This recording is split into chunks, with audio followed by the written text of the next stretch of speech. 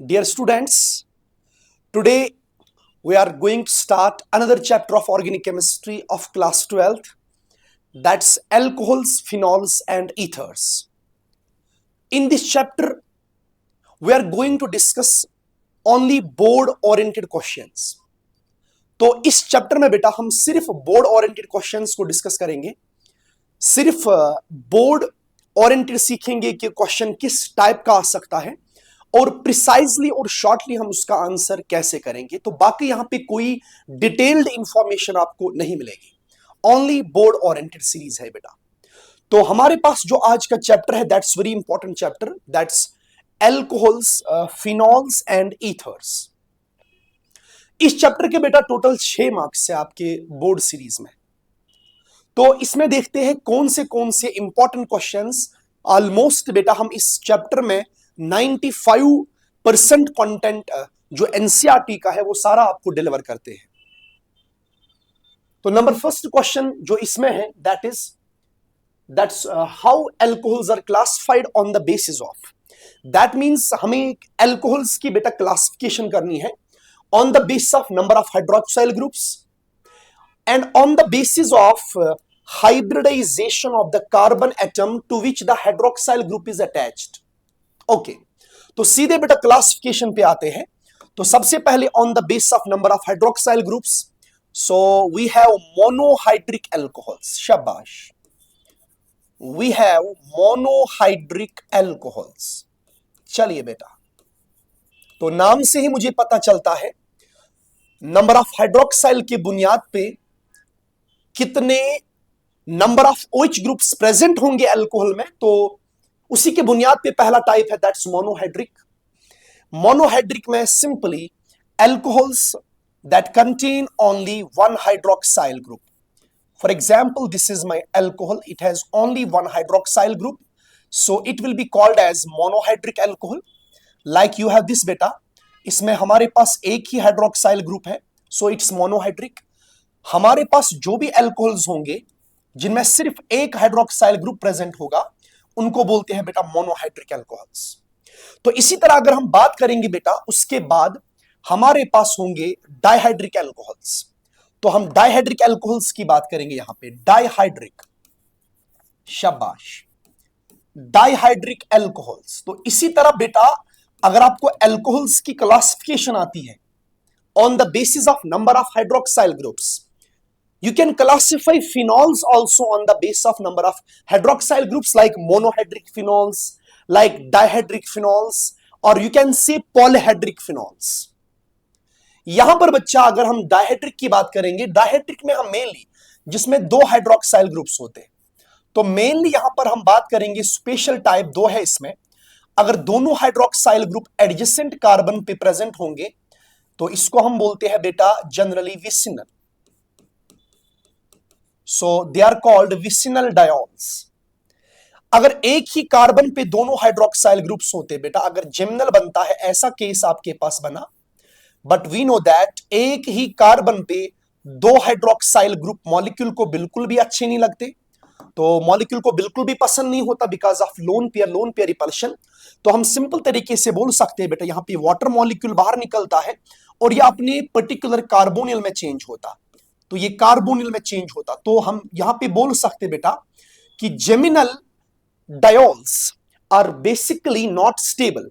तो इसीलिए बेटा यहां पे लोन पेयर रिपल्शन की वजह से यहां पे वाटर मॉलिक्यूल बाहर निकलता है और ये अपने कार्बोनिल में चेंज होता। And we can have different types of dihydric alcohols also जिनमें 2 हाइड्रोक्साइल ग्रुप्स होंगे। और सिंपली उसके बाद हम बोलेंगे ट्राइहाइड्रिक अल्कोहल्स। ट्राइहाइड्रिक अल्कोहल्स भी आप समझ सकते हैं बेटा, ट्राइहाइड्रिक अल्कोहल्स, ट्राइहाइड्रिक अल्कोहल्स, शाबाश। तो जिनमें 3 हाइड्रोक्साइल ग्रुप्स होंगे, जैसे कि यहां पे बेटा मैंने आपको एग्जांपल दिया, this is the very important example, glycerols जिनको बोलते हैं। So this is trihydric alcohol. This is trihydric alcohol. और इसी तरह बेटा इसको बोलेंगे आप, इसका IUPAC अगर आपको लिखना होगा, it's directly propane, it's propane 1,2,3 triol. तो इट्स ग्लाइसरॉल का कैटेगरी बेटा, इसको ग्लाइसरॉल बोलते हैं। तो पॉलीहेड्रिक की एग्जाम्पल अगर लिखेंगे, पॉलीहेड्रिक आप यहां पे क्या समझेंगे? पॉलीहेड्रिक मींस जिनमें मोर देन 3 हाइड्रोक्साइल ग्रुप्स या मोर देन 1 भी आप बोल सकते हैं, ये सारे पॉलीहेड्रिक में आते, बट स्पेशली आप इनको अलग से लिख सकते बेटा। तो पॉलीहेड्रिक में अगर हम बात करेंगे बेटा, आपके पास एग्जाम्पल क्या है? जैसे कि डायहेड्रिक में हमने स्पेशल एग्जाम्पल लिखा, and that special example is very important. Special example जो मैंने डायहेड्रिक में आपको दिया, दैट्स ग्लाइकॉल, तो इसी तरह हम पॉलीहेड्रिक में भी एग्जाम्पल देते हैं बेटा। दिस इज, यहां पे हाइड्रोक्साइल ग्रुप जोड़ेंगे, यहां पे हाइड्रोक्साइल ग्रुप जोड़ेंगे, और ये पॉलीहेड्रिक एल्कोहल बनता है यहां पे।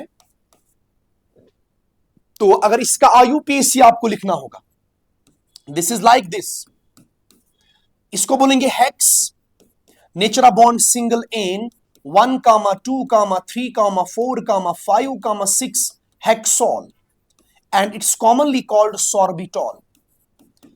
तो आप ये पॉलीहेड्रिक अल्कोहल में एग्जाम्पल याद कर सकते हैं बेटा, सॉर्बिटॉल। जैसे डायहेड्रिक की इंपॉर्टेंट एग्जाम्पल जो विस्नल डायोल में आता है, विस्नल डायोल में it's called ethylene glycol, so you can classify the alcohols on the basis of number of hydroxyl groups. Then we have another classification that's on the basis of hybridization of carbon to which hydroxyl group is attached. First of all, we will take when the hydroxyl group is attached to an sp3 carbon.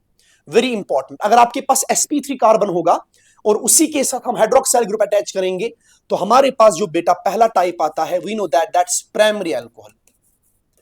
This is called primary alcohol. चलिए बेटा, 1 degree. तो जब हमारे पास hydroxyl group directly attach होगा to the primary carbon, so it's an sp3 carbon having primary, तो ये directly एक ही कार्बन से अटैच होगा।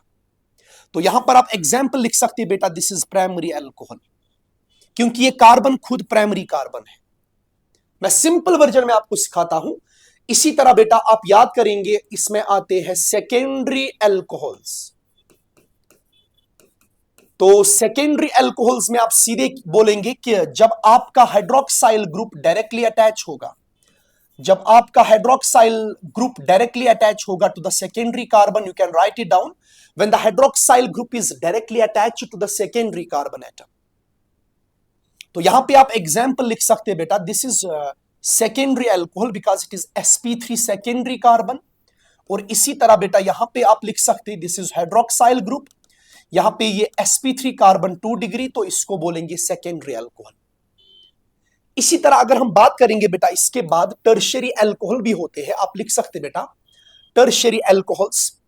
तो टर्शियरी अल्कोहल्स भी आप लिख सकते हैं यहां पे, शाबाश, write down the tertiary alcohol. Tertiary alcohol, चलिए बेटा 3 डिग्री। सो अगर डेफिनेशन देखेंगे यहां पे, आप सीधे बोलोगे when the hydroxyl group is directly attached to the tertiary sp3 hybridized carbon. यहां पे ऐसे लिख सकते हैं आप बेटा, जब ये कार्बन 3 कार्बन से डायरेक्टली अटैच होगा, तो यहां पे इसको जोड़ेंगे hydroxyl group, and this is tertiary carbon, तो ये हो गया tertiary alcohol. This is an example of tertiary alcohol, and here it's an example of tertiary alcohol. So it's very easy classification. So this is on the basis of number of, not, this is on the basis of hybridization of the carbon atom to which hydroxyl group is attached. तो special types में आते हैं यहां पे बेटा, that's called allylic alcohol, very important, allylic alcohol. So this one is important type of alcohols. Allylic alcohol किसको बोलते हैं? तो आप बोलेंगे बेटा when the hydroxyl group is directly attached to the allylic carbon. अब यहां पे समझेंगे एलाइलिक कार्बन किसको बोलेंगे। देखो बेटा, एलाइलिक कार्बन बोलते हैं sp3 carbon that is directly attached to the sp2 carbon, this is aliphatic carbon, और यहां पे मैंने इसको जोड़ा hydroxyl group, this carbon is called allylic carbon, तो जब हम हाइड्रोक्साइल ग्रुप एलाइलिक कार्बन को जोड़ेंगे तो we call this as allylic alcohol, this is called allylic alcohol. इसी तरह बेटा आप बेंजाइलिक एल्कोहल भी लिख सकते हैं, it can be primary, secondary और tertiary. Benzylic alcohol, sp3 carbon इसमें भी आता। यहां पर ये जो कार्बन है it can be 1 degree, it can be 2 degree और it can be 3 degree allylic carbon. तो यहां पे बेंजाइलिक एल्कोहल में क्या लिखेंगे आप बेटा, आप सीधे याद रखेंगे when the hydroxyl group is directly attached to the benzylic carbon. और बेंजाइलिक कार्बन किसको बोलते हैं बेटा, so this is my benzene ring, okay. और बेंजाइलिक कार्बन ये होता which is directly attached to benzene. और अगर मैंने यहां पे जोड़ा बेटा hydroxyl group, so this is called benzylic alcohol. और ये बेंजाइलिक कार्बन खुद 1 डिग्री भी हो सकता, ये 2 डिग्री और 3 डिग्री टर्शियरी भी हो सकता। So these are called benzylic alcohols and this carbon is having sp3 hybridization. चलिए बेटा, so this is classification on the basis of sp3 hybridized carbon. तो अगर हम देखेंगे on the base of sp2 carbon, ये sp2 कार्बन से hydroxyl group अगर जोड़ेंगे, यहां पर देखो बेटा, तो इसमें भी 2 इंपॉर्टेंट टाइप्स आप याद रखेंगे, special types. One is called vinylic alcohol, vinylic alcohol. So vinylic carbon किसको बोलते हैं, so sp2 hybridized aliphatic carbon is called vinylic carbon. यहां पर सीधे हाइड्रोक्साइल ग्रुप जोड़ा तो इसको विनाइलिक कार्बन बोलेंगे। तो डेफिनेशन में आप लिख सकते हैं बेटा, when the hydroxyl group is directly attached to the vinylic carbon, और विनाइलिक कार्बन ये होता बेटा sp2 हाइब्रिडाइज्ड कार्बन। तो अगर एराइल की बात करेंगे, यानी फिनॉल जिनको बोलते हैं, फिनॉल्स, फिनॉल्स, इसी को बेटा कार्बोलिक एसिड भी बोलते हैं, carbolic acid. It's a basically type of aryl when the hydroxyl group is directly attached to the sp2 carbon of benzene. So benzene is an aromatic system, यहां पर आपने OH group जोड़ा बेटा, and this is called phenol. So this completes our classification of alcohols. चलिए बेटा second question पे आते हैं, बोर्ड ओरिएंटेड। हम सेकेंड क्वेश्चन पे आते हैं, give any 3 preparations of alcohols. Alcohol की 3 प्रिपरेशन हम करेंगे बेटा। सो नंबर फर्स्ट प्रिपरेशन आप लिखेंगे, नंबर फर्स्ट प्रिपरेशन करेंगे हम acid hydration, acid hydration of, acid hydration of alkenes, acid hydration of alkenes. ध्यान देना बेटा, तो आप अल्कीन लेंगे, आप अल्कीन लेंगे बेटा, अल्कीन लेंगे आप, और अल्कीन में आपके पास जो रिएजेंट होता है, हम लेंगे वाटर दैट्स H2O, यहां पे लेंगे बेटा in presence of acid that is H2SO4, और we can take like this, we can take like this H3O positive, और we can take like this water H positive, और we can take dilute H positive. So जब भी आप alkyne के सामने reagent रखते हैं बेटा, तो अल्कीन में होती है हाइड्रेशन। हाइड्रेशन किस तरह करना है आप सिंपली याद रखेंगे, आपके पास होगा कोई अल्कीन, से इट इज अनसिमेट्रिकल अल्कीन, आपने इसको करनी है हाइड्रेशन। शॉर्ट में बोलूंगा बेटा, H पॉजिटिव एसिड से आएगा और OH नेगेटिव वाटर से आएगा। आपको बेटा इसमें क्या करना है, ध्यान दीजिएगा, बस आपको पाई बॉन्ड को ब्रेक करना है। आपके पास ये पाई बॉन्ड होगा, आपके पास पाई बॉन्ड होगा बेटा, इसको ब्रेक करना है, और इसको दोगे आप नेगेटिव, इसको दोगे पॉजिटिव। इसी को बोलेंगे मार्कोनिकाउस रूल, यानी जहां पे पॉजिटिव चार्ज की स्टेबिलिटी ज्यादा, आप वहीं पे कैटायन बनाएंगे। यानी आप इस पाई बॉन्ड को इस तरह शिफ्ट करोगे, ऐसे। मैं मैकेनिज्म यहां नहीं दिखा रहा हूं, शॉर्ट ट्रिक्स समझा रहा हूं। तो आप वाटर का OH तो इसको देंगे आप, और इसको देंगे आप H, तो इस तरह आप तोड़ेंगे बॉन्ड, इसको मिलेगा OH नेगेटिव, इसको मिलेगा H पॉजिटिव। तो यहां पे आपको क्या करना है बेटा, आपको बॉन्ड को इस तरह तोड़ना है कि नेगेटिव पार्ट जो होगा आपके पास, वो उस डबल बॉन्ड कार्बन को हम देंगे विच इज मोर सबस्टिट्यूटेड और विच contains lesser number of the hydrogen atoms. इसी को बोलते बेटा मार्कोनिकाउस रूल। तो यहां पर एडिशन होगी मार्कोनिकाउस रूल, मार्कोनिकाउस, मार्कोनिकाउस रूल। मार्कोनिकाउस रूल कहां पे लगता बेटा? अगर आपके पास अनसिमेट्रिकल अल्कीन होगा और अनसिमेट्रिकल अल्कीन में आप हाइड्रेशन करना चाहते तो आप क्या करेंगे बेटा? आप नेगेटिव पार्ट ऑफ एडेंडम जो ऐड करते उसको एडेंडम बोलते हैं, goes to that double bond carbon which is more substituted, जहां पर ग्रुप्स ज्यादा जुड़े होंगे, या which contains lesser number of hydrogen atoms.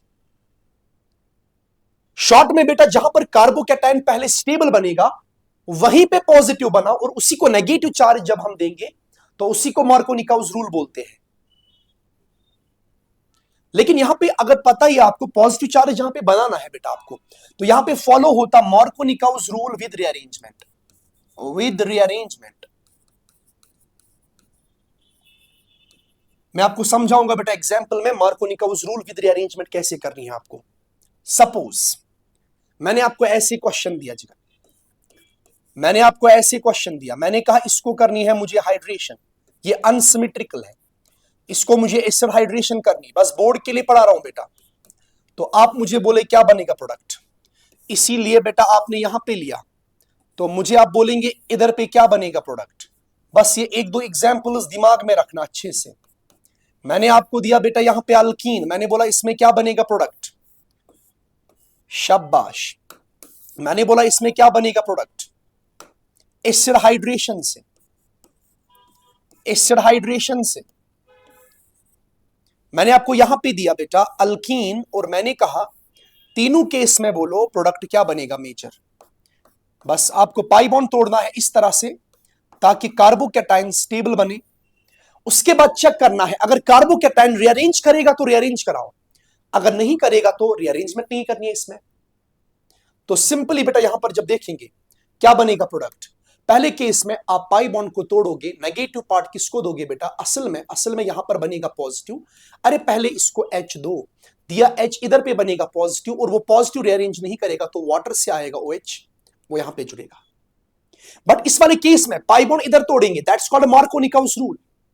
मार्कोनिकाउस rule मतलब पॉजिटिव वहां पे बनाओ जहां पे वो स्टेबल होगा। पाई बॉन्ड को इस तरह तोड़ो, यहां पे पॉजिटिव स्टेबल बना तो इधर पे मैंने दिया H, वो दिखाने की जरूरत नहीं है बेटा। अब ये कार्बोकैटायन यहां पे 2 डिग्री कार्बोकैटायन है तो इसके पास नंबर ऑफ अल्फा हाइड्रोजन 4 है। अगर यहां पर देखेंगे इसको 1 बोलेंगे, इसको 2 बोलेंगे, इस पोजीशन पे हाइड्रोजन है तो अगर यहां पे हाइड्राइड माइग्रेशन करेंगे हाइड्राइड शिफ्ट से और 1 टू हाइड्राइड शिफ्ट होगा तो 1 टू हाइड्राइड शिफ्ट से बेटा यहां पे बनेगा पॉजिटिव, फिर आएगा वाटर से एज ए न्यूक्लियोफाइल तो यहां पे आएगा OH बेटा और वो यहीं पे जुड़ेगा। तो दैट मींस इस वाले क्वेश्चन में हमने रीअरेंजमेंट का कॉन्सेप्ट अप्लाई किया और यहां पे OH बना। लेकिन बोर्ड के लिए बेटा ऐसे एग्जाम्पल ज्यादा इंपॉर्टेंट नहीं है, बस आप सिंपल एग्जाम्पल लिख सकते हैं।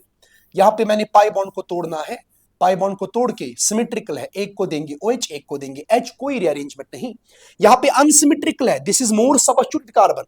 तो मार्कोनिकाउस रूल बोलता है कि negative part of the addendum goes to that double bond carbon which contains lesser number of hydrogen atoms, ये देंगे इसको। So this is the first preparation of alcohol for the board exam. तो इसके बाद हम दूसरी प्रेपरेशन पे आते हैं, दैट्स फ्रॉम, नहीं आप रिएक्शन लिखो, इंपॉर्टेंट है, hydroboration oxidation, very important. Hydroboration oxidation, hydroboration oxidation, that's called HBO reaction. तो इसमें आप कैसे याद रखेंगे इंपॉर्टेंट पॉइंट्स। सबसे पहले HBO का आप रिएजेंट याद करेंगे कि HBO में रिएजेंट क्या लगता है। यहां पे बेटा बोरेन लगता है B2H6, हीट THF जो भी दिया होगा इतना हिंट काफी है। और इसमें दूसरा पार्ट दिया hydrogen peroxide in presence of base. So मैं सिंपल फॉर्म में इसको पढ़ाऊंगा, ऊपर वाला part is responsible for hydroboration and नीचे वाला part is responsible for oxidation. तो सबसे पहली बात आप इसमें याद रखेंगे बेटा, alcohol is prepared in the excellent yield,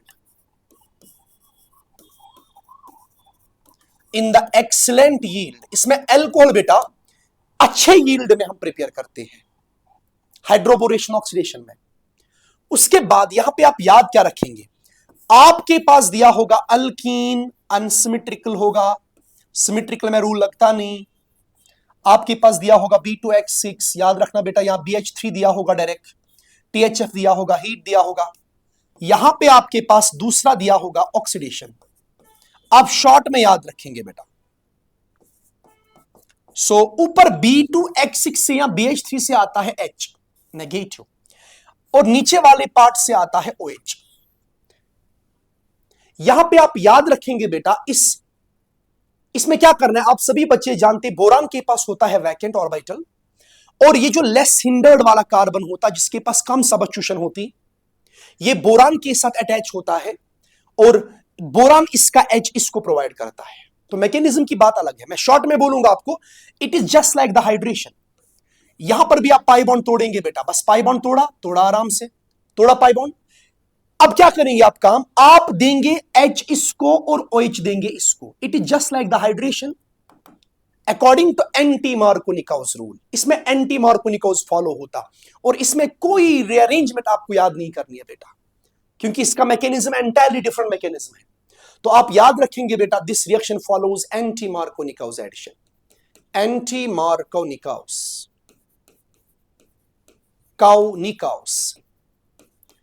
anti Markovnikov's addition और विदाउट रीअरेंजमेंट, इसमें कोई रीअरेंजमेंट नहीं होता।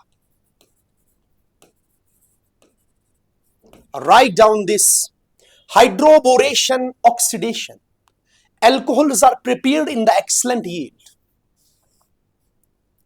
Reagent is very important. It is just like the hydration of alkene. बेटा ये भी हाइड्रेशन जैसी ही रिएक्शन है अल्कीन्स के लिए। It is just like the hydration of alkene, but it follows anti-Markovnikov rule, यानी contrary, opposite to the Markovnikov rule। मतलब pi bond तोड़ोगे आप OH नेगेटिव दोगे बेटा, लीस्ट हिंडर्ड या बोलोगे लेस सबस्टिट्यूटेड कार्बन को, लेस सबस्टिट्यूटेड कार्बन को दोगे आप बेटा इसमें। तो इसी तरह हम यहां पे बोलेंगे सिंपली पाई बॉन्ड को ब्रेक करेंगे, इसमें कोई रीअरेंजमेंट नहीं करनी है आपको, बस आपको इसमें अल्कीन लेना है और ये रिएजेंट याद करना है। तो आपको एल्कोहल फॉर्म करना है according to anti Markovnikov's addition.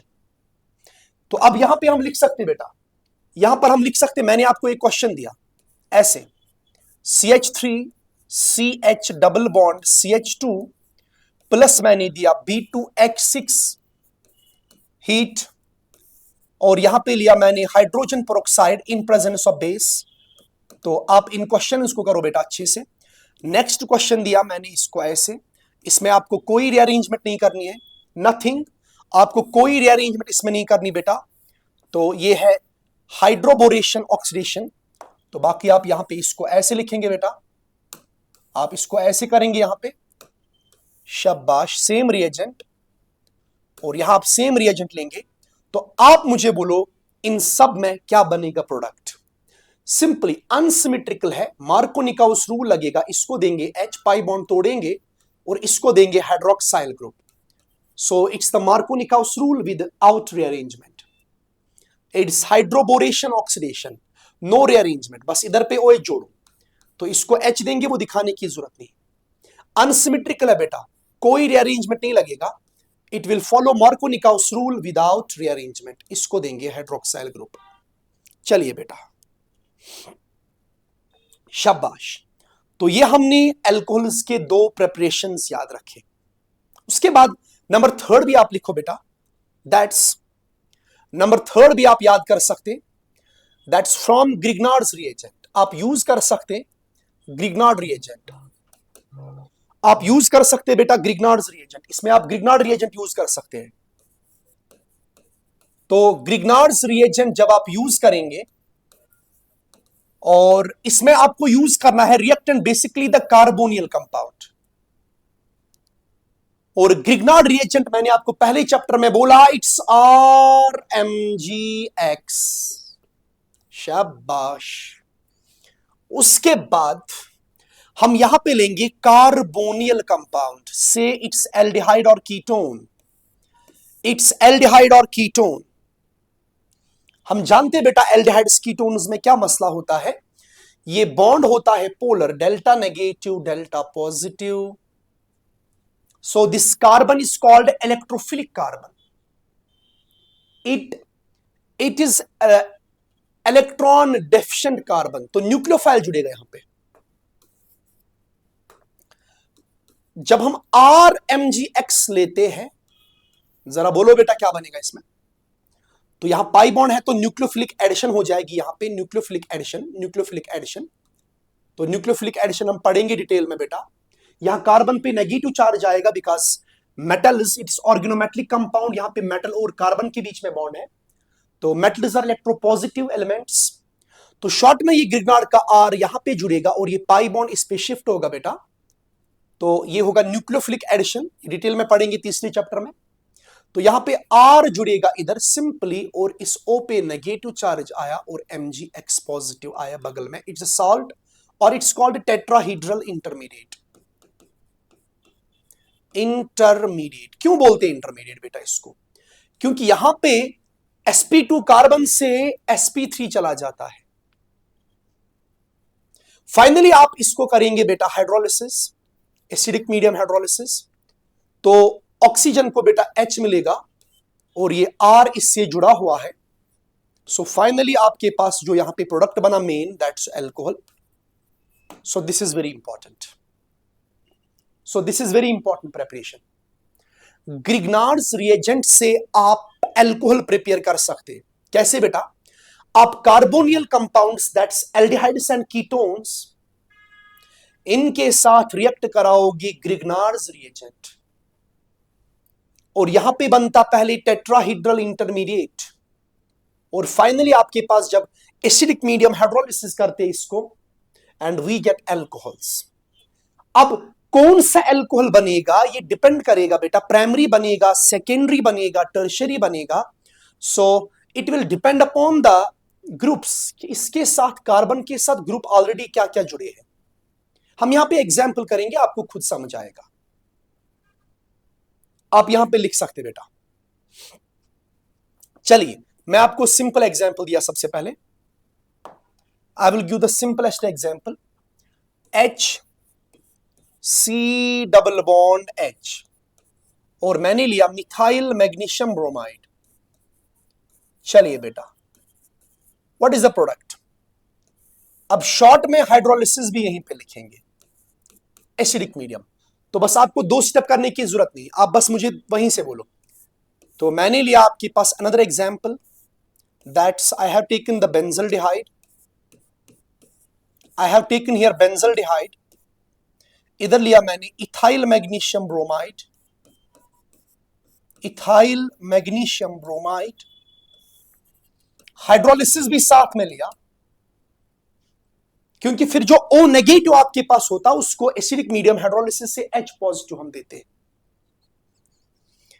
यहां पे मैंने आपके पास दिया कीटोन, कोई भी कीटोन, चलो साइक्लिक कीटोन दिया मैंने, मैं कोई भी कीटोन यूज कर सकता यहां पे।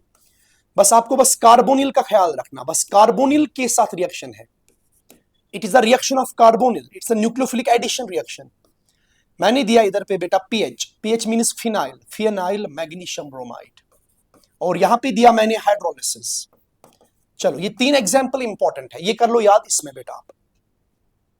तो पाई बॉन्ड तोड़ना है, ग्रिग्नार्ड का R, ग्रिग्नार्ड का R जो नेगेटिव, ये कार्बन को दोगे, पाई बॉन्ड तोड़ेंगे, उसको H देंगे, तो ये बनेगा HC, ये बनेगा OH, क्योंकि फाइनली इसको H मिलेगा, और एक H अपना तो, और ये जुड़ा CH3, and here you get primary alcohol. Similarly बेटा यहां पर पाई बॉन्ड तोड़ेंगे, तो ग्रिग्नार्ड का ये R नेगेटिव कार्बन को दोगे, और इस एसिडिक मीडियम से H दोगे ऑक्सीजन को। तो शॉर्ट में बेटा आपके पास ये बना बेंजीन, और ये बना C, यहां पर इधर पे जुड़ा OH, और अपना ही H है और इधर जुड़ा इथाइल। तो यहां पर अगर हम रिकॉग्नाइज करेंगे, इट्स माई सेकेंडरी अल्कोहल। यहां पर भी बेटा पाई बॉन्ड को आप तोड़ेंगे, शॉर्ट तरीका बोल रहा हूं, तो इसका आप जोड़ोगे यहां पे R, जो R है दैट्स फिनाइल, और ये बनेगा OH, और इधर पे PH जुड़ेगा बेटा, PH मींस फिनाइल, मैं उसको ओपन करूंगा ऐसे, this is called a phenyl ring, and here it is tertiary alcohol. तो ग्रिग्नार्ड रिएजेंट से जब हम अल्कोहल्स बनाते हैं, तो when the carbonyl compounds react with the Grignard's reagent, they first form tetrahedral intermediate, जिसको हम बेटा एसिडिक मीडियम हाइड्रोलिसिस करते हैं, और वहां पे आपके पास बनता है अल्कोहल। लेकिन आपने रिकॉग्नाइज किया फॉर्मेल्डिहाइड जिसमें 2 हाइड्रोजन जुड़े होते, बस ग्रिग्नार्ड का एक R लगेगा उस पे, तो इसीलिए प्राइमरी अल्कोहल बनता है।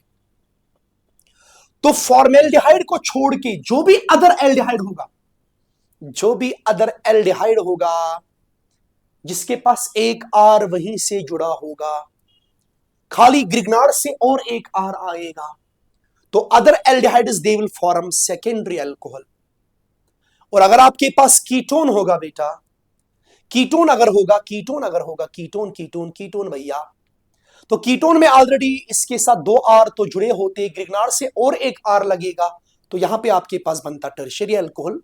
तो आप इसको नोट डाउन कर सकते बेटा, आप इसको नोट डाउन कर सकते, formaldehyde gives primary alcohol and the remaining aldehydes will give secondary alcohol, but ketones will form tertiary alcohol। तो ये हो गया हमारे preparations of alcohols। तो बेटा जी ये हो गए हमारे preparations of alcohols। बिल्कुल प्रिसाइजली हम बोर्ड ओरिएंटेड आपको सिखा रहे कैसे लिखना है शॉर्ट तरीके से। हमारे पास another question, that's acidic properties of alcohols and phenols, and why phenols are more acidic than alcohols। चलिए बेटा इधर पे बात करते हैं एसिडिक प्रॉपर्टीज। एसिडिक प्रॉपर्टीज लिखो बेटा बोर्ड के लिए, एसिडिक प्रॉपर्टीज कैसे याद करते हैं। तो हम पहली बात बोलेंगे alcohols and phenols. Alcohols and phenols are acidic in nature। Alcohols and phenols are acidic in nature,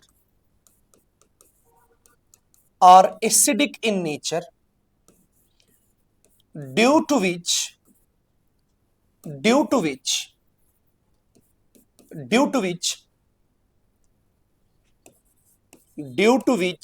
react with active metals,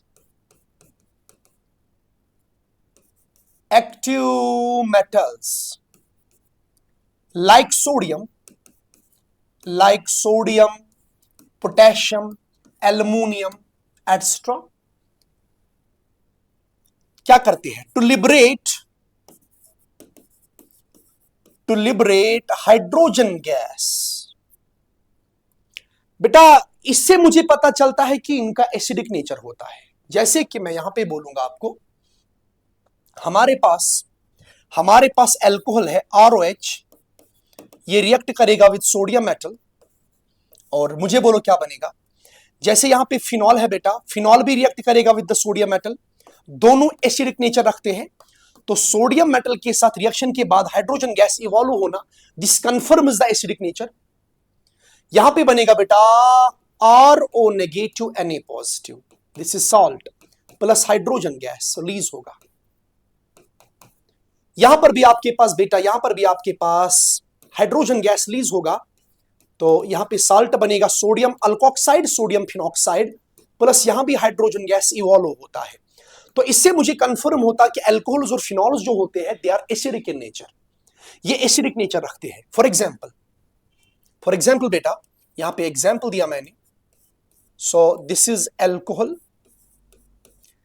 and this is my sodium metal, तो ये weak acid weak base reaction. तो यहां पर लिया मैंने बेटा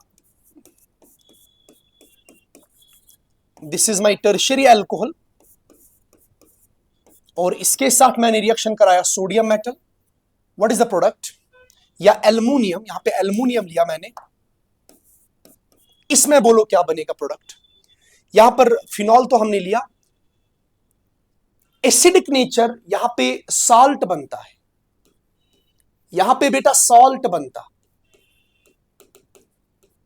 और plus hydrogen gas. Similarly aluminium की वैलेंसी 3 होती, तो यहां पे बनेगा aluminium tertiary butoxide, aluminium tertiary butoxide, ये 3 बार आएगा यहां पे, शाबाश। तो प्लस निकलेगा हाइड्रोजन गैस बाहर, 3/2 ऑफ H2, शाबाश। तो इससे मुझे कंफर्म होता है कि alcohols and phenols are have acidic nature. But हम जानते हैं बेटा कि अल्कोहल्स जो होते they are weak acids than water generally, ये आप याद रखेंगे। Alcohols are weak acids, alcohols are weak acids then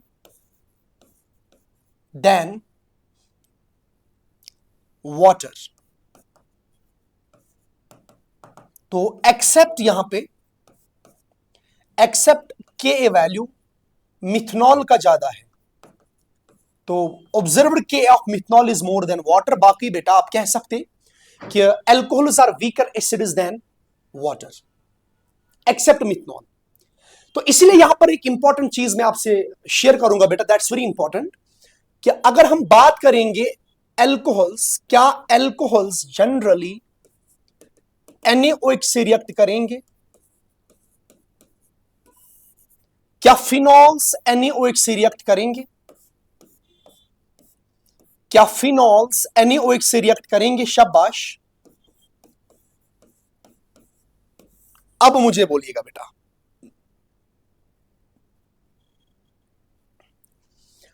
sir मैं रिएक्शन कराऊंगा, ये बनेगा RO negative Na positive plus बनेगा वाटर, लेकिन आप समझते हैं water is stronger acid than alcohol. तो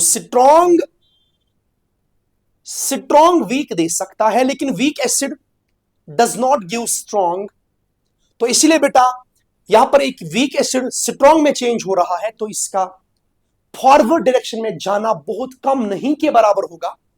दैट्स वाई कि हम कहते this reaction does not occur generally. तो इसीलिए बेटा हम कह सकते alcohols do not react with NaOH। But यहां पे अगर फिनॉल की बात करेंगे तो फिनॉल जब रिएक्ट करेगा बेटा, यहां पे बनता है sodium phenoxide plus water, and we know that water is weak acid than phenol, तो ये रिएक्शन होती है। तो इसी से हमें आपको एक इशारा मिलता है कि phenols are stronger acids than phenols are stronger acids than alcohols। तो पहला आप बोल सकते, क्योंकि Ka वैल्यू या Ka वैल्यू अल्कोहल का कम होता एज कंपेयर टू फिनॉल, या pKa वैल्यू ऑफ अल्कोहल ज्यादा होता है एज कंपेयर टू फिनॉल। तो अगर आप इसका दूसरा रीजन भी लिख सकते बेटा, दैट्स वेरी इंपॉर्टेंट। हम जानते हैं बेटा, यहां पर जो ये अल्कोहल की बात चल रही है, अल्कोहल की ये जो बात चल रही है, अल्कोहल में अगर बात करेंगे बेटा, यहां पे चलिए, अल्कोहल में होता है sp2 कार्बन से अटैच्ड दिस ऑक्सीजन, या ऐसी समझ सकते फिनॉल में अगर बात करेंगे बेटा, फिनॉल में sp2 कार्बन से होता, ध्यान देना, ऐसे समझेंगे हम। So in alcohols this alkyl group is electron donating in nature, it's electron donating in nature, it donates electrons. तो उसकी वजह से ये OH बॉन्ड जो है इट बिकम्स लेस पोलर, ये लेस पोलर बॉन्ड बनता है। ये इलेक्ट्रॉन विड्रॉइंग होने के कारण बेटा ये बॉन्ड क्या होता, OH bond in the phenols become more polar, यहां पर ये मोर पोलर हो जाता है। because here it is attached to sp2 carbon, it becomes withdrawing. तो अगर बेटा कोई इलेक्ट्रॉन डोनेटिंग ग्रुप जुड़ा होगा अल्कोहल के साथ और ये इलेक्ट्रॉन डेंसिटी इसको रिलीज करता है और ये OH बॉन्ड पे जो ऑक्सीजन की इलेक्ट्रॉन डेंसिटी वो इस बॉन्ड की तरफ शिफ्ट होती और ये यहां पर प्रोटॉन निकालना H पॉजिटिव निकालना becomes slightly difficult. But when it becomes electron withdrawing group, यहां पे इलेक्ट्रॉन डेंसिटी बेटा इसकी तरफ मुड़ती है तो it is easy to liberate the H positive ion from the here. तो इसीलिए बेटा यहां पर इलेक्ट्रोनेगेटिविटी डिफरेंस थोड़ी सी घट जाती है, यहां पर इलेक्ट्रोनेगेटिविटी डिफरेंस थोड़ी सी बढ़ जाती है. This is the another reason. Phenol H positive ion जल्दी से लिबरेट करता है as compared to alcohols. And after forming the conjugate base, you can check the conjugate base की stability. You can check the conjugate base की stability. ध्यान देना बेटा, conjugate base, अरे after removing the proton from the alcohol phenol we get the conjugate base. हम जानते हैं बेटा कंजुगेट बेस की स्टेबिलिटी हमें आल्सो हेल्प करती है कि ये कंफर्म करने में कि स्ट्रॉन्ग एसिड कौन और वीक एसिड कौन. तो इससे हमें कंफर्म चलता है बेटा पता कि इलेक्ट्रॉन डोनेटिंग ग्रुप, ये मत बोलना बेटा it is a relative concept, ये मत बोलना सर इस पे O नेगेटिव है तो यही तो इलेक्ट्रॉन देगा. वास्तव में यही देगा, सच में यही देगा इसका. यहां पर alkyl group, but we keep the fixed reference. जब रेफरेंस को हम फिक्स करते तो फिर बाकी ग्रुप का इफेक्ट देखते, तब हम बोलते प्लस आई, तब हम बोलते प्लस आई. इसको बोलेंगे माइनस आई, यहां बोलेंगे रेजोनेंस. ये नेगेटिव किस में जाएगा? अरे भैया ये जाएगा रेजोनेंस में. तो इस नेगेटिव चार्ज डेंसिटी इस पे कम होगी बेटा. जब इस पे चार्ज डेंसिटी कम, स्टेबिलिटी ज्यादा, so it gets easily formed. तो यहां पे it becomes less stable, so it's not easily formed. So हम कह सकते हैं बेटा phenoxide ion is generally stabilised by resonance or alkoxide ion gets destabilized by this alkyl group. So phenoxide ion is more stable than alkoxide ion and hence we say phenols are more acidic than alcohols. तो यहां पे आप confirm लिख सकते बेटा, हमारे पास अगर electron donating group होगा, इलेक्ट्रॉन डोनेटिंग ग्रुप, हमारे पास अगर इलेक्ट्रॉन विथड्रॉइंग ग्रुप होगा, electron withdrawing group, donating group क्या करता? It will decrease the acidic strength. It will decrease the acidic strength. So it will decrease the Ka value. It will increase the pK value. चलो इतना काफी है, याद रखो. Electron withdrawing group क्या करता? That will increase the acidic strength. ये बेटा एसिडिक स्ट्रेंथ को बढ़ाता, ये Ka को बढ़ाता और ये pKa को घटाता. चलिए जैसे हमने यहां पे एक इंपॉर्टेंट क्वेश्चन लिखा, चलो इनका एसिडिक स्ट्रेंथ आप बोल सकते बेटा. I will keep the OH group same. This is my primary alcohol and this one is my secondary alcohol and this one is my tertiary alcohol. तो इन तीनों के केस में मुझे बोलो एसिडिक स्ट्रेंथ किसकी ज्यादा होगी? इन तीनों में मुझे बोलो बेटा एसिडिक स्ट्रेंथ किसकी ज्यादा होगी? यहां पर तो इस अल्काइल ग्रुप का इस पे प्लस आई लगेगा, it becomes electron donating. But as the branching of alkyl group increases, the plus I effect increases, the electron donating tendency increases. So that becomes more electron donating group and hence we say primary alcohols are stronger acids as compared to secondary, as compared to tertiary. शाबाश. इसी तरह phenol में भी एक important question आप याद करेंगे बेटा regarding the acidic strength. That's अगर आपके पास होगा, you have phenols like this. आपके पास मैंने फिनॉल दिया बेटा, एक फिनॉल ये दिया और ये दिया, बट यहां पे ऑर्थो पोजीशन पे मैंने NO2 ग्रुप जोड़ा, नाइट्रो ग्रुप. यहां पे मेटा पोजीशन पे जोड़ा NO2 group, electron withdrawing group है बेटा, और यहां पे पैरा पे जोड़ा इलेक्ट्रॉन विथड्रॉइंग ग्रुप. तो मैं आपसे बोला इनकी एसिडिक स्ट्रेंथ डिस्कस करो. शाबाश. आप बोलोगे सर ये ऑर्थो पोजीशन है तो ये इलेक्ट्रॉन खींचेगा रेजोनेंस से, -R बोलो, -M बोलो, और ये ओनली मेटा पे है, तो मेटा पे खाली इंडक्टिव इफेक्ट लगता बेटा, ये भी खींचेगा लेकिन इंडक्टिव से। पैरा पे ये खींचेगा रेजोनेंस इफेक्ट से। बट यहां पे ऑर्थो और पैरा पे मीजोमेरिक इफेक्ट इक्वल होता, तो फर्दर ये इंडक्टिव भी करेगा, और इंडक्टिव डिपेंड करता डिस्टेंस पे, नजदीक है ये थोड़ा दूर है। तो रूल के हिसाब से होना चाहिए बेटा ortho, then it should be para, then it should be meta. But बेटा इस वाले केस में एसिडिक स्ट्रेंथ का order is very important. Para होता है पहले, फिर ऑर्थो लगभग सेम होते, देन मेटा। तो यहां पे मैं आपको एक चीज बोलूंगा, पैरानाइट्रोफिनॉल या the acidic strength of orthonitrophenol decrease slightly, थोड़ा सा कम क्यों होता है बेटा एक्सपेक्टेशन से? क्योंकि यहां पे होती है बेटा इंट्रामोलिक्यूलर हाइड्रोजन बॉन्डिंग। तो इसी इंट्रामोलिक्यूलर हाइड्रोजन बॉन्डिंग के कारण ऑर्थोनाइट्रोफिनॉल की एसिडिक स्ट्रेंथ स्लाइटली घट जाती है। And this is very important question regarding the acidic strength, very important, this is very important question. चलिए बेटा आगे बढ़ते। Give reactions of alcohol with PCl3 and PCl5 and SOCl2। ये काफी इंपॉर्टेंट है तीनों बेटा, हम यहां पे लिखेंगे। सबसे पहले reaction with PCl3, reaction with PCl3 आराम से समझना।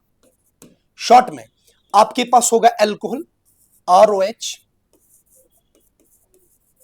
So it reacts with PCl3, और यहां पे बनता है प्रोडक्ट बेटा RCl प्लस बनता है H3PO3। और याद रखना बेटा ये रिएक्शन होती है SN2 मैकेनिज्म, इसमें न्यूक्लियोफाइल बैक साइड से अटैक करता है। बट अगर यहां पे तरीका सीखेंगे, इसमें 3 मोल एल्कोहल यूज होते, 3 मॉलिक्यूल्स। तो जब 3 मॉलिक्यूल्स ऑफ एल्कोहल यूज होंगे, और यहां पे आपके पास मैं PCl3 लेता हूं, और PCl3 बेटा यहां पे 3 मोल एल्कोहल से 3 OH और 3 Cl बैक साइड से जुड़ते हैं। तो सिंपली सिंपली सिंपली सिंपली यहां पे क्या होता आप ध्यान देंगे, यहां पे क्या होगा बेटा आप ध्यान देंगे,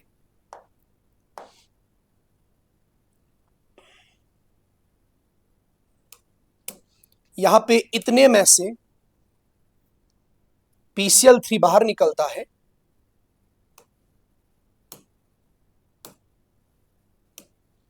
तो यहां पे H3PO3 बाहर निकलता है, और आपके पास बनता है 3 मोल्स ऑफ RCl प्लस बनता है H3PO3। शॉर्ट तरीका मैंने बोला आपको बेटा। चलिए ऐसे ऐसे निकलता है बाहर H3PO3। तो इसी तरह आप रिएक्शन विद PCl, आप ये ऐसे इसको ऐसे भी लिख सकते बेटा, ये ऐसे भी दिया हो सकता, red phosphorus, it is given like this, it's given like this, red phosphorus plus Cl2 is equal to PCl3. It can be red phosphorus plus Br2, PBr3, same चीज। It can be red phosphorus plus I2, that's PI3। तो बस Cl के बदले Br और Br के बदले I जुड़ेगा, बाकी मैकेनिज्म वही, एग्जाम्पल वही, आप देख सकते बेटा। तो PCl5 जब लेंगे, PCl5 reaction with PCl5, PCl5 क्या करेगा, ये भी SN2 करेगा, ये भी SN2 करेगा बेटा। PCl5 थोड़ा सा टेम्परेचर देने के बाद ये भी PCl3 ही बनता, और ये Cl2 होता है बेटा। और जब एल्कोहल के साथ ये रिएक्ट करेगा ROH प्लस PCl5, ये भी करता आपके लिए SN2, ये बनाता है RCl प्लस देता है POCl3 plus HCl, POCl3 plus HCl। तो यहां पर शॉर्ट तरीका आप कैसे याद करेंगे, ROH आपके पास, यहां PCl3O के सामने इधर एक Cl इधर एक Cl, तो इसको यहां पे आप ऐसे हटाओगे बेटा, इसको यहां पे हटाओगे, इसको ऐसे तोड़ोगे इधर, इसको ऐसे तोड़ोगे इधर, तो आपके पास जो फाइनली बनेगा प्रोडक्ट वो क्या बनेगा, जल्दी से बोलो, वो बनेगा RCl plus POCl3 plus HCl। But इनमें से जो इंपॉर्टेंट है that is reaction with PCl SOCl2। Reaction with SOCl2, reaction with SOCl2 mechanism is not important, thionyl chloride, but this is very important। ये important क्यों है बेटा, आप समझेंगे। आपने लिया ROH एल्कोहल, आपने इसको रिएक्शन करवाया किसके साथ, SOCl2 के साथ। आपने इसको रिएक्शन करवाया SOCl2 हीट के साथ। यहां भी आपके पास बनेगा अल्काइल क्लोराइड RCl प्लस बनेगा SO2 प्लस बनता है HCl। अब ये इंपॉर्टेंट क्यों है आप मुझे बोलेंगे, ये इंपॉर्टेंट क्यों है ये रिएक्शन बेटा, ध्यान देना। पहले शॉर्ट ट्रिक सीखो। ROH इधर रखेंगे, इसके सामने SO, इधर Cl और इधर Cl, मामला खत्म। अब ये इंपॉर्टेंट क्यों है, इसको इधर तोड़ेंगे ऐसे, इसको इधर तोड़ेंगे बेटा ऐसे, तो आपको फाइनली जो मिलेगा प्रोडक्ट दैट्स RCl प्लस बनेगा SO2 और प्लस बनेगा आपके पास HCl। खास बात ध्यान देना, खास बात बेटा, इस रिएक्शन में जो आपके पास अल्काइल क्लोराइड मिलता है इट्स प्योर अल्काइल क्लोराइड। क्यों, क्योंकि इसमें जो दोनों साइड प्रोडक्ट्स बनते हैं they are gases. SO2 is gas, HCl is gas. They easily escape, they are escapable gases, ये easily escape करते हैं। और हमारे पास जो बीकर में आपके पास मिलता है that's pure alkyl chloride, and this is the reason, this is the preferred reaction for the preparation of alkyl chlorides, the preferred reaction for the preparation of alkyl chlorides, preferred reaction for the preparation of alkyl chlorides. So this is the reaction with PCl3, PCl5 and SOCl2. Now how can you differentiate between primary, secondary and tertiary alcohols, ये भी काफी important है बेटा। तो आप इसको लिखेंगे answer में कि प्राइमरी, सेकेंडरी और टर्शियरी एल्कोहल्स को आप डिफरेंशिएट करते हुए differentiate primary, secondary and tertiary alcohols by Lucas test.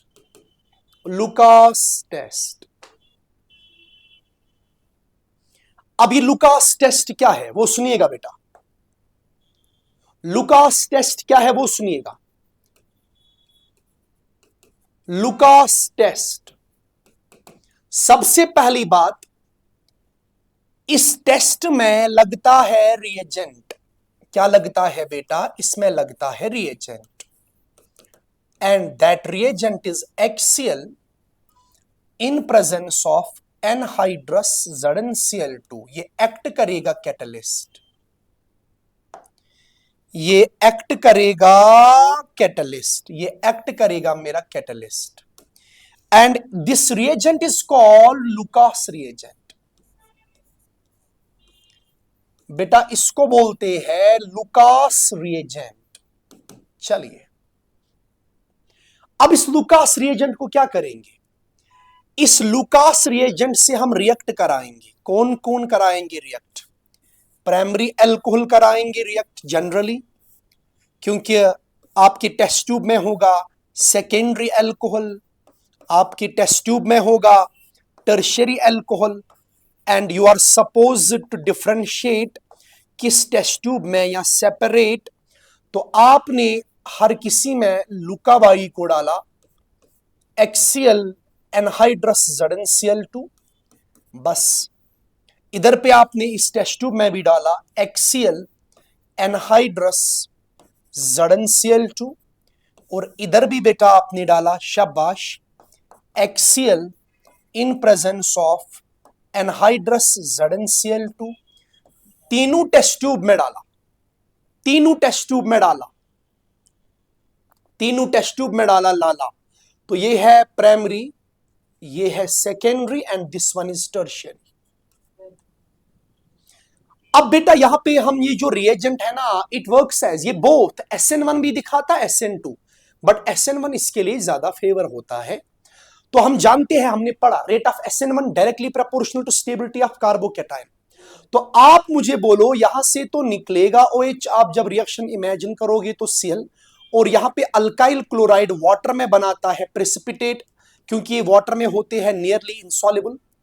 और सेकेंडरी अल्कोहल भी जिस टेस्ट ट्यूब में होगा उसने भी यहां पे Cl जोड़ के वाटर में इसने भी बनाया होगा टर्बिडिटी यानी प्रेसिपिटेट, यहां भी टर्शियरी अल्कोहल ने बनाया होगा।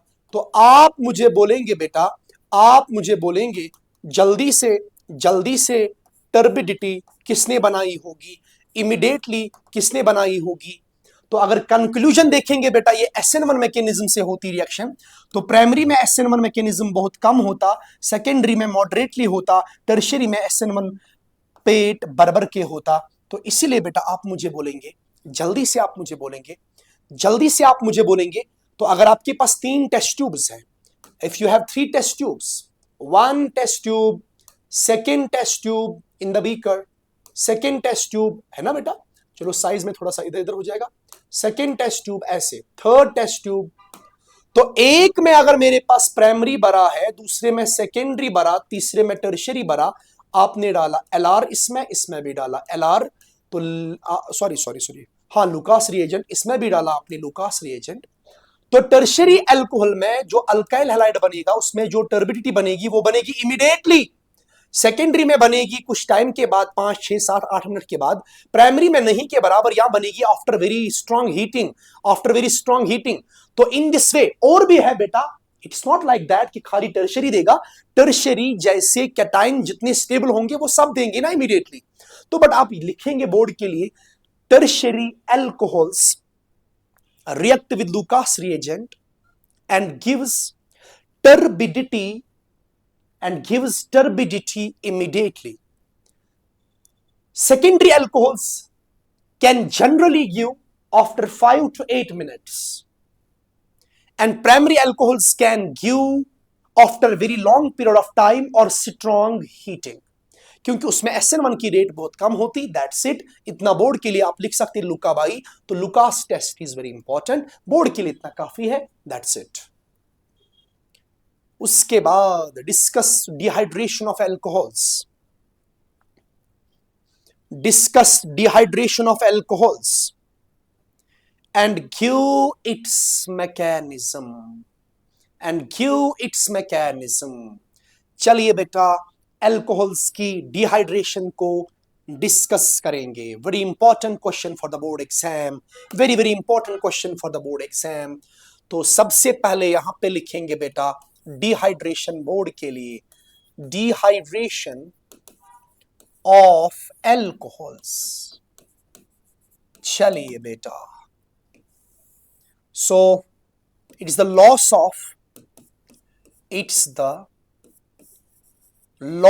of water molecule in alcohol.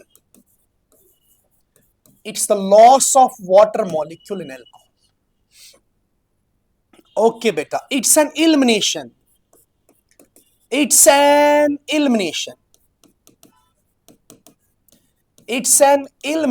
reaction। अगर elimination है तो टेम्परेचर का रोल काफी important. it's favored at high temperature,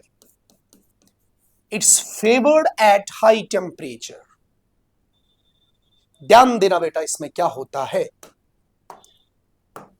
तो यहां पर अगर इसका रिएजेंट लेंगे, अल्कोहल में डिहाइड्रेशन कराने के लिए रिएजेंट जो यूज होता, that's concentrated H2SO4 because they are dehydrating agents, heat, or you can take concentrated H3PO4 heat, or you can take concentrated KHSO4 और भी बहुत सारे, बट इतना बोर्ड के लिए इंपॉर्टेंट और एनसीईआरटी पे इतने इंपॉर्टेंट है बेटा।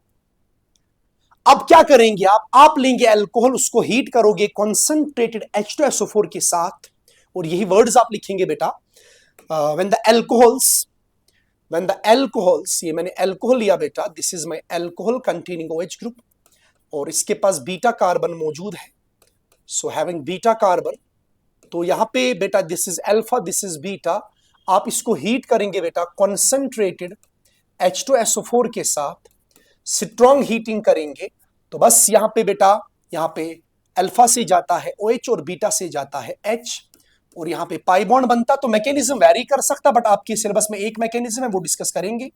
सो यहां पे अल्कीन बना और वाटर मॉलिक्यूल निकला बाहर, so this is called dehydration, this is called dehydration, dehydration of alcohol. So अगर मैकेनिज्म की बात करेंगे, इसका मैकेनिज्म होता है 3 स्टेप्स में, it follow 3 steps, it follow 3 steps. चलिए बेटा, नंबर फर्स्ट स्टेप, उसको बोलते हैं प्रोटोनेशन, प्रोटोनेशन ऑफ अल्कोहल। तो पहले जो आपके पास अल्कोहल है उसको हो जाएगी एसिडिक मीडियम में प्रोटोनेशन, जैसे कि आपने ये लिया, आपने बेटा ये लिया अल्कोहल, शाबाश, दिस इज OH, सबसे पहले एसिडिक मीडियम में H पॉजिटिव होंगे, तो ये लोन पेयर इसको डोनेट करेगा, तो प्रोटोनेशन के बाद you will get oxonium ion, oxygen पे पॉजिटिव चार्ज आएगा। सो this is the first step of the mechanism.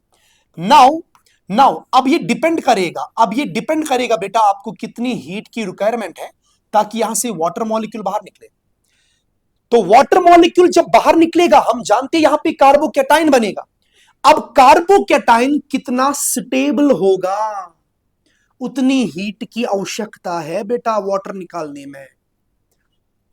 तो इसीलिए बेटा अगर आपके पास प्राइमरी अल्कोहल होगा, कंडीशंस अलग हो सकती, सेकेंडरी के लिए टेम्परेचर का रेंज अलग हो सकता, टर्शियरी के लिए अलग हो सकता। ना दूसरा, रिमूवल ऑफ वाटर और formation of carbocation. Step number second is formation of carbocation, formation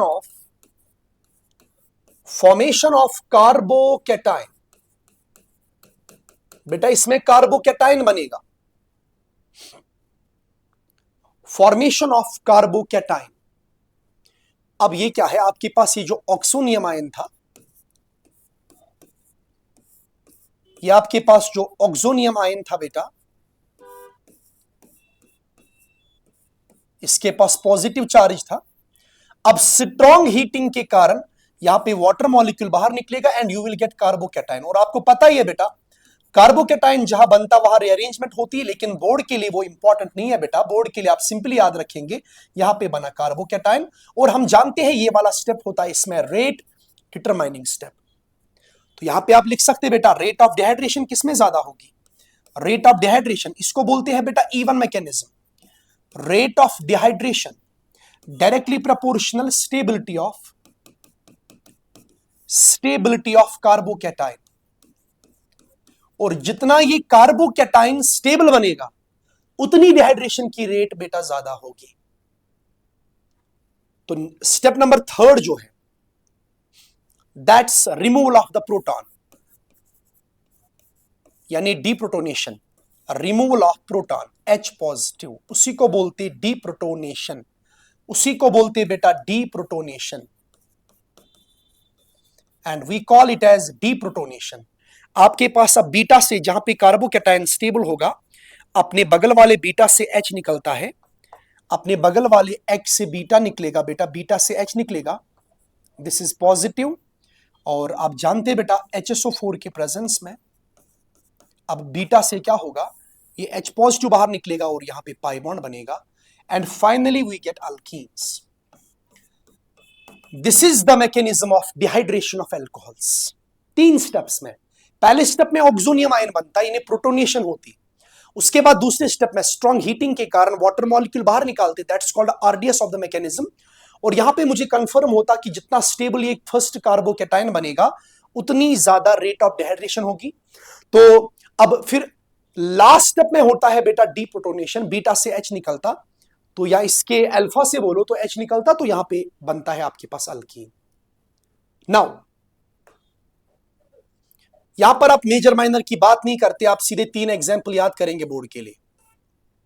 यहां पे सेड आप याद नहीं करेंगे, आप सीधे प्राइमरी अल्कोहल के लिए कंडीशन रखेंगे याद। आप बेटा सेकेंडरी अल्कोहल के लिए कंडीशंस याद करेंगे, और आप बेटा जी टर्शियरी अल्कोहल के लिए कंडीशंस को याद करेंगे। चलिए, तो यहां पे मैंने लिया कॉन्सेंट्रेटेड H2SO4, यहां पे टेम्परेचर लगता 443 केल्विन के approx, and this is my alpha, this is beta without rearrangement. यहां पे सीधे आप वाटर मॉलिक्यूल बाहर निकालने के बाद बेटा यहां पे बनेगा अल्कीन इथीन। सेकेंडरी अल्कोहल में आपको पता ही है कार्बोकैटायन थोड़ा स्टेबल बनेगा, यहां पे H3PO4 यूज करते आप, टेम्परेचर 440 केल्विन रखते, एंड दिस शुड बी 85%। सो यहां पे दोनों बीटा सेम, तो ये अल्फा हो गया, ये बीटा हो गया बेटा, यहां पर भी वाटर मॉलिक्यूल बाहर निकलेगा, and here you get alkyne, plus बनेगा बेटा वाटर, प्लस बनेगा वाटर। सिमिलरली जब टर्शियरी अल्कोहल होगा आपके पास, तो इसमें रेट ऑफ डिहाइड्रेशन ज्यादा है, क्योंकि टर्शियरी अल्कोहल में कार्बोकैटायन स्टेबल बनेगा। यहां पर लेते हो खाली 20% of H3PO4, and finally temperature 358 के अप्रॉक्स लेते। सो this is alpha, this is beta, same mechanism, and यहां पे भी आपके पास बनेगा अल्कीन, और वाटर निकला होगा बाहर। तो dehydration of alcohol and it's mechanism में इतना बोर्ड के लिए बेटा काफी है, इसके अलावा आपको कुछ नहीं करना है बोर्ड में। सो होप आपको ये सारी चीजें बेटा याद रहेंगे। नेक्स्ट क्वेश्चन पे आते हैं, that's give preparation of phenols. तो फिनॉल्स के भी आप प्रिपरेशन याद करेंगे बेटा, दैट्स वेरी इंपॉर्टेंट। सबसे पहली प्रोसेस जो है that's called douse process, that's called douse process, यानी क्लोरोबेंजीन से डाउज प्रोसेस बोलो, इसी को SNEA बोलते हैं, इसी को बेंजाइन मैकेनिज्म बोलते हैं। चलिए बेटा, इसमें क्या होता, इसमें आप लेते हैं क्लोरोबेंजीन को, आप यही वर्ड्स लिखेंगे सीधे, क्लोरोबेंजीन, आप इसको हीट करोगे NaOH के साथ at 623 Kelvin and 300 atmosphere pressure. This chlorobenzene molecule changes into phenol, but बेटा यहां पे मीडियम अल्कलाइन NaOH के प्रेजेंस जो फिनॉल बनेगा वो एसिड बेस रिएक्शन करके बनाएगा सोडियम फिनॉक्साइड, फिर उसको आप एसिडिफिकेशन करोगे and you get phenol. So here you get phenols, आपके पास यहां पे फिनॉल बनता, and this is commonly called डाउस process. Mechanism करने की यहां पे कोई जरूरत नहीं है आपको। हाँ, जो मैंने रिएक्शन में लिखा बनाया, आप यही वर्ड्स में भी एक्सप्लेन कर सकते। This is number first preparation. Number second, कम से कम 3 याद रखो important, from benzene diazonium, from benzene diazonium chloride. और बेटा बेंजीन डाइएजोनियम क्लोराइड कैसे बनाते हैं आपको वो भी पता होना चाहिए, क्योंकि काफी फेमस रिएक्शन है। आपके पास जब होता है aniline NH2, this is called aniline, और एनिलीन को जब आप नाइट्रस एसिड से रिएक्ट कराते और वो नाइट्रस एसिड आप इंस्टीट्यूट बनाते, मैंने कहा डाइजोनियम साल्ट काफी कम स्टेबल होता, तो temperature is very important, 273 to 278 kelvin के बीच में। एंड यहां पे आपको बनता है बेंजीन डाइजोनियम क्लोराइड, और उसी बेंजीन डाइजोनियम क्लोराइड से आप प्रिपेयर कर सकते बेटा phenol. This is benzene diazonium chloride, जिसको मैं बीडीसी कॉमनली बोलता हूं। और यहां पे अगर इसको रिएक्शन करेंगे विद वार्म वाटर के साथ, यहां पे रिप्लेसमेंट ऑफ N2 हो जाती है by the hydroxyl group. So N2 gets replaced by the hydroxyl group. Same words लिखेंगे जो मैंने यहां पे बोला, यू गेट फिनॉल। तो यहां पे आप डाइएजोटाइजेशन के बाद सीधे बेंजीन डाइजोनियम क्लोराइड को जब वार्म वाटर से रिएक्शन करते हैं बेटा, आपको फिनॉल मिलता है। Very important third preparation, from cumene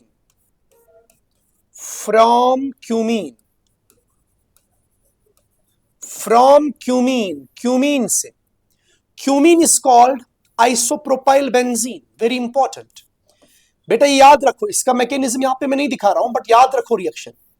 यहां पे बस रिएक्शन से आपको मतलब है। And this is called isopropyl benzene, this is called cumene. इसको क्यूमीन बोलते हैं। आपने क्या करना, इसको करनी है एटमॉस्फेरिक ऑक्सीडेशन। शाबाश, इधर पे O2 एंट्री मारेगा अपने। एंट्री मारने के बाद आपको यहां पे एक स्पेशल इंटरमीडिएट कंपाउंड बनता, and that's called cumene hydroperoxide. This is called cumene hydroperoxide. Cumene hydroperoxide. अब इसको करते बेटा हाइड्रोलिसिस। अरे यही वर्ड्स में लिखना है जो मैं बोल रहा हूं बेटा। मैंने बोला cumene upon atmospheric oxidation gives cumene hydroperoxide, which upon hydrolysis gives phenol and Aston. बेटा इसमें होती फिनाइल शिफ्ट, लेकिन ऐसे नहीं होता जैसे मैं दिखाऊंगा आपको शॉर्ट तरीका। मैं शॉर्ट तरीका आपको बोलूंगा, इस रिंग को इधर लाओ, इस पाई बॉन्ड को इधर तोड़ो, पाई की तरह तोड़ो, ऐसा। लेकिन मैकेनिज्म में नहीं होता। बस ये एक शॉर्ट ट्रिक से आपको समझा रहा हूं याद कैसे करेंगे, क्योंकि ये मैकेनिज्म नहीं है। It is not the mechanism, it is the short trick. तो यहां पे मैंने बोला आप याद करेंगे, ये बना फिनॉल और वो बना एस्टोन। दोनों बनते हैं बेटा इंपॉर्टेंट, दोनों बनते हैं लार्ज स्केल में। This is the large scale preparation of phenol, very important, from cumene. तो इसको लार्ज स्केल प्रेपरेशन बोलते हैं बेटा फिनॉल की। इसको फिनॉल की लार्ज स्केल प्रेपरेशन बोलते हैं। शाबाश। उसके बाद नेक्स्ट क्वेश्चन पे आते हैं।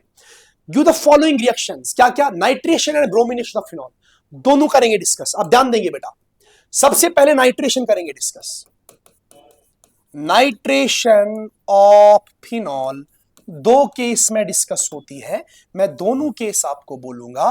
पहले केस में जो आप रिएजेंट यूज करते, दैट इज डाइल्यूट HNO3, और दूसरा केस क्या है, that is concentrated.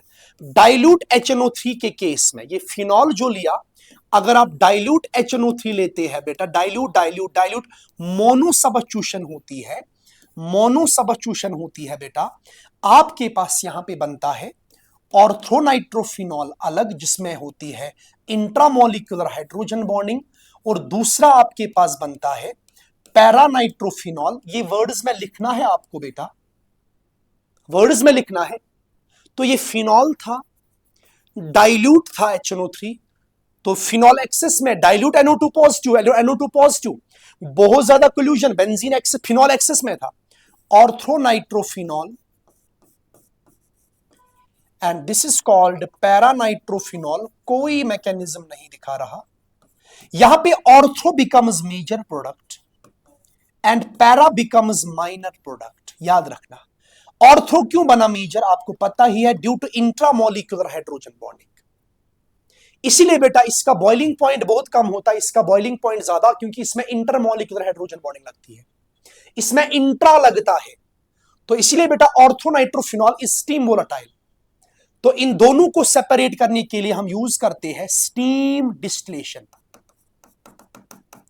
Steam distillation से इनको सेपरेट करते हैं बेटा।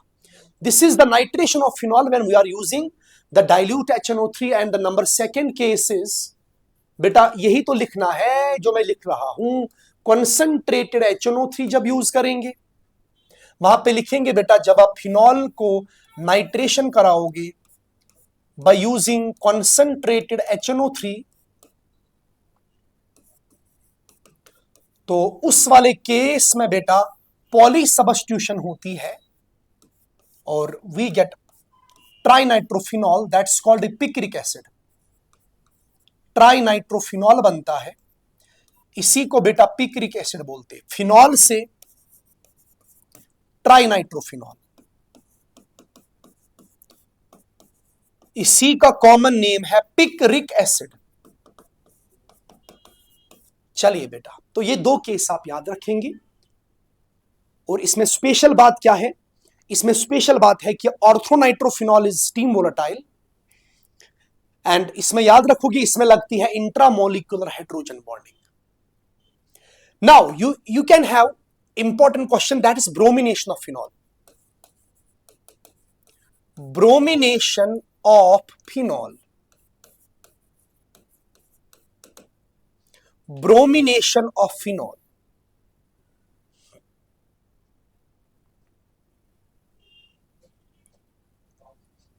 इसमें भी दो केस फर्स्ट, और लिखना भी ये है बेटा, जब आप रिएजेंट लेंगे ब्रोमीन बट सॉल्वेंट यूज करोगे, या नॉन पोलर या लेस पोलर सॉल्वेंट।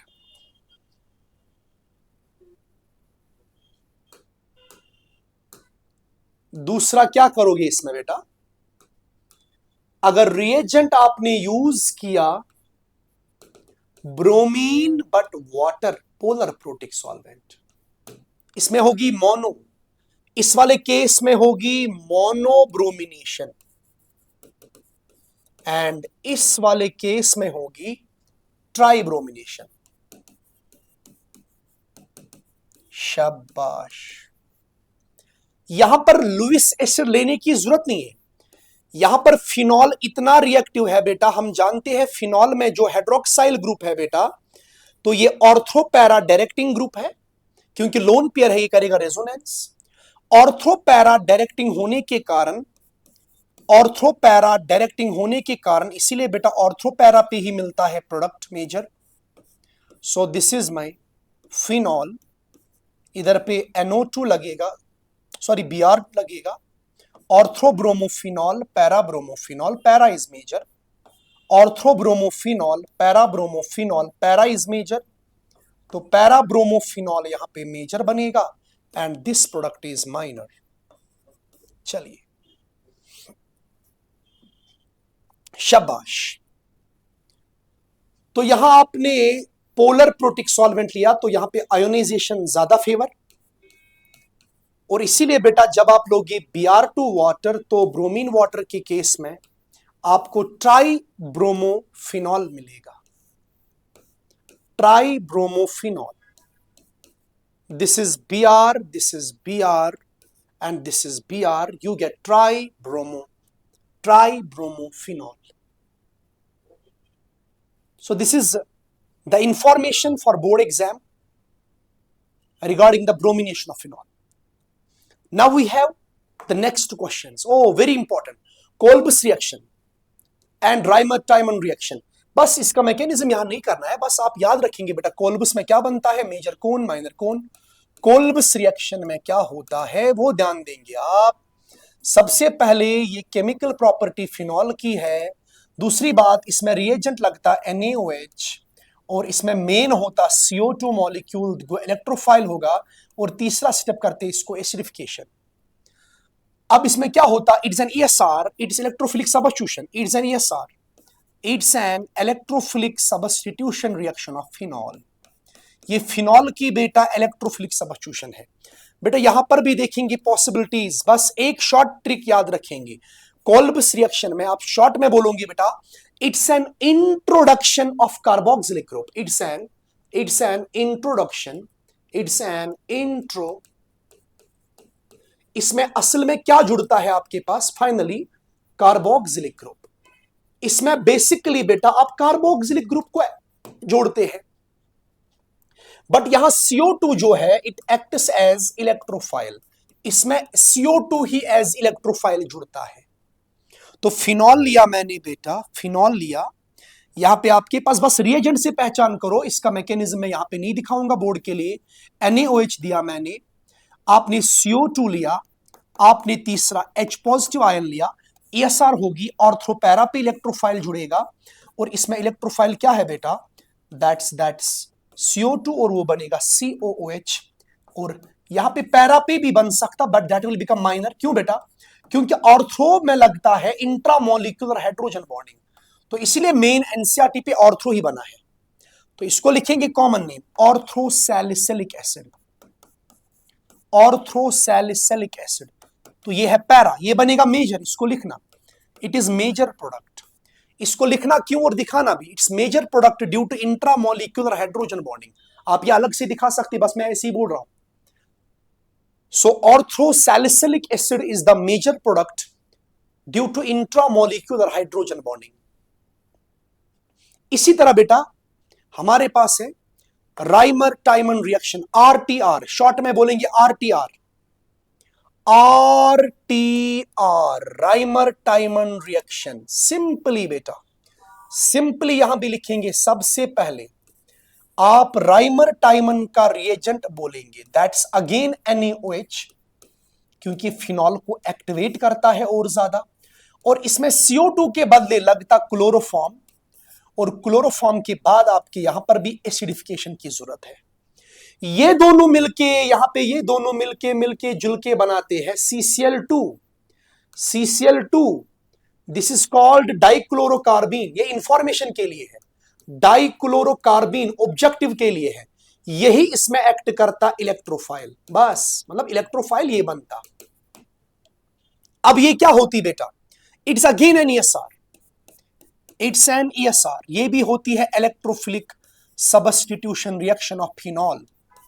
बेटा ये भी फिनॉल की इलेक्ट्रोफिलिक सबस्टिट्यूशन रिएक्शन है, ये भी फिनॉल की इलेक्ट्रोफिलिक सबस्टिट्यूशन रिएक्शन है बेटा। और इसमें क्या करते हैं जनरली, इसमें फाइनली क्या जुड़ता बेटा, it's an introduction of, introduction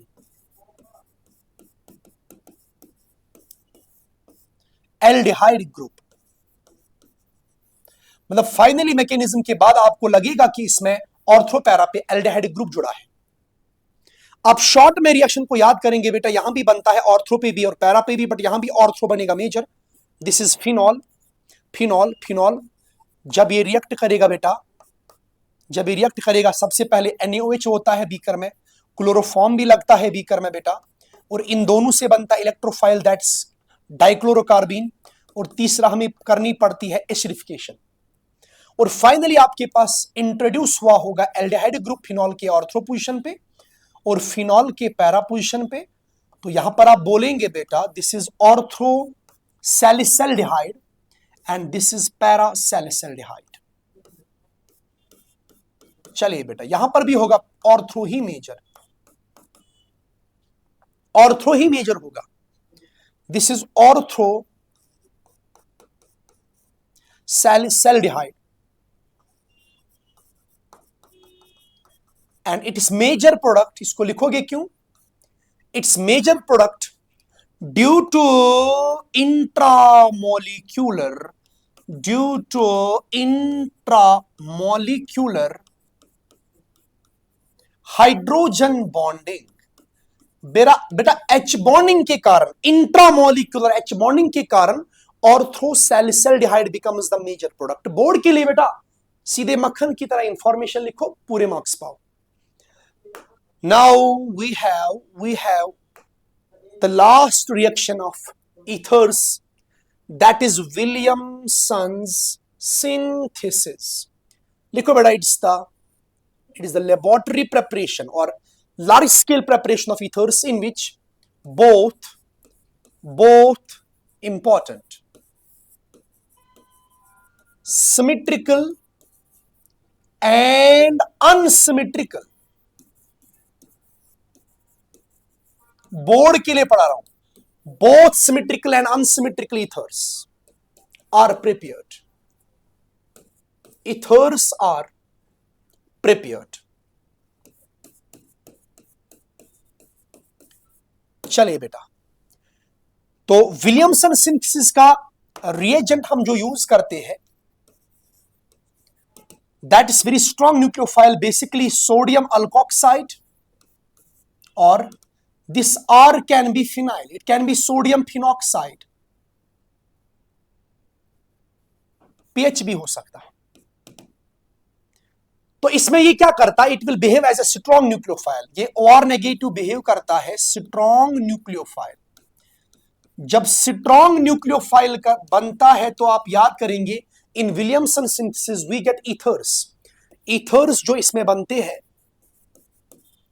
ethers जो बनते हैं विया, तो जनरली वो SN2 मैकेनिज्म से बनते हैं।